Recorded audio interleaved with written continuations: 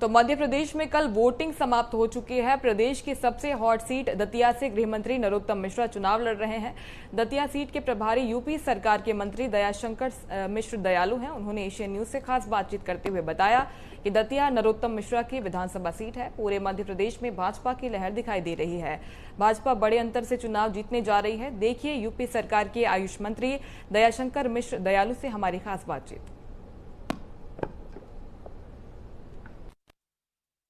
मध्य प्रदेश में सुबह से मतदान हो रहा है। मुकाबला कांटे का बताया जा रहा है। कांग्रेस और बीजेपी आमने सामने लगभग सभी सीटों पर चुनाव लड़ रहे हैं। लेकिन हमारे साथ बातचीत करने के लिए उत्तर प्रदेश सरकार के आयुष मंत्री दयाशंकर मिश्रा दयालु जी हैं, जो मध्य प्रदेश के चुनाव में इन दिनों बेहद सक्रिय रहे और खास तौर पर दतिया में सक्रिय रहे, जो नरोत्तम मिश्रा मध्य प्रदेश के गृह मंत्री की सीट है। वहां पर इन्होंने चुनाव प्रचार का जिम्मा संभाला था, बातचीत की थी, कार्यकर्ताओं के साथ लगातार बैठक की थी। आज बातचीत करेंगे कि कैसा माहौल है मध्य प्रदेश के चुनाव का, क्योंकि आप सबसे हॉट सीट पर थे, संगठन ने काम दिया था। किस तरह से कामकाज रहा और कितनी चुनौती देखते हैं कांग्रेस से? आज वोटिंग भी हो रही, परसेंटेज भी वोटिंग का अच्छा जा रहा है।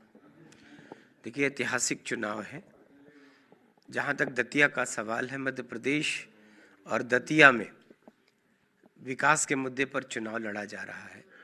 जिस मध्य प्रदेश में सड़कों का, मैं दतिया की बात अगर करूं तो पिछले 18 वर्षों में दतिया के एक एक दरवाजे पे, एक एक घर में पीने का शुद्ध पानी, सड़कों का, बाईपास का, फ्लाईओवर्स का, मेडिकल कॉलेज और वेटनरी कॉलेज,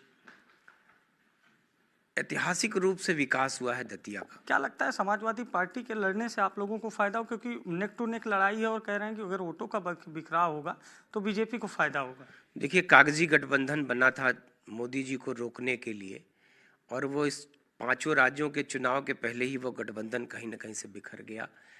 सब लोगों ने अपने अपने प्रत्याशी लड़ाए हैं, और निश्चित ही आपने जो कहा कि उनके प्रत्याशी लड़ाने से, सपा के लड़ने से बहुत फ़ायदा होगा हम सभी को।